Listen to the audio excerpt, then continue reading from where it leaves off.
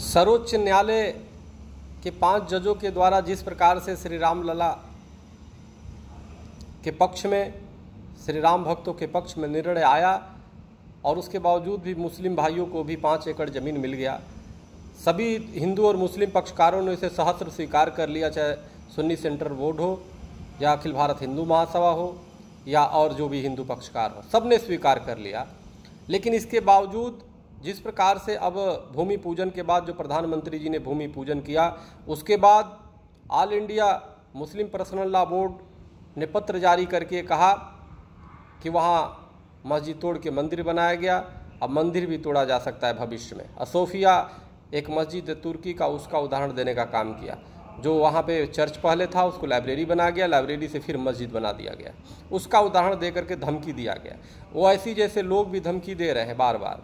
और अर्क एक बर्क या अर्क कोई जनप्रतिनिधि हैं संबल की तरफ, वो भी इस तरह की बयान दे रहे हैं। और तमाम मौलाना, कुछ मुस्लिम मौलाना इस तरह की बयान दे रहे हैं। कितनी दुर्भाग्यपूर्ण है। तो आप जरा सोचो, जो देश के संविधान को नहीं मानता हो, जो देश के सर्वोच्च न्यायालय के आदेश को नहीं मानता हो, जो इस देश में वंदे मातरम नहीं बोलता हो, तो उसको यहाँ पे रहने का बिल्कुल अधिकार नहीं। जिसको अशफाक हमीद के मादरे वतन से प्यार नहीं, जिसको अशफाक हमीद के मादरे वतन से प्यार नहीं, उसको इस देश में रहने का अधिकार नहीं।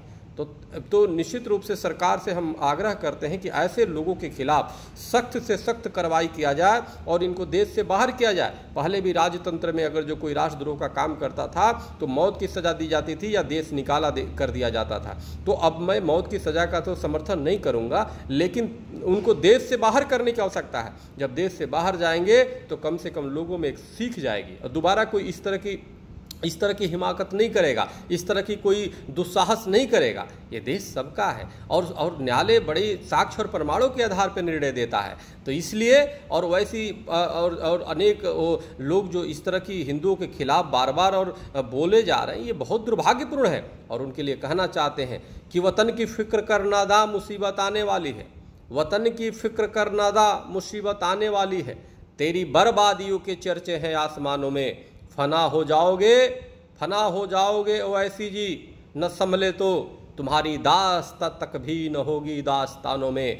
आप जैसे बाबरी जो विचारधारा के लोग हैं, बाबर की विचारधारा के लोग हैं, आप जैसे जो जिन्ना के विचारधारा के लोग हैं, आप जैसे जो मीर बाकी जिसने मंदिर तोड़ने का काम किया, मीर बाकी और जिन्ना की मानसिकता को बर्दाश्त अब देश नहीं करेगा। जिसने हिंदुओं पे अन्याय किया, हिंदुओं पे तोड़ा और हजारों मंदिरों को तोड़ करके उसको मस्जिद का रूप देने का काम किया गया। तो अभी समझ जाओ, समय है, अन्यथा कड़ी से कड़ी इनके खिलाफ कार्रवाई किया जाएगा और देश निकाला करने की हम सरकार से आग्रह करते हैं। बहुत बहुत धन्यवाद।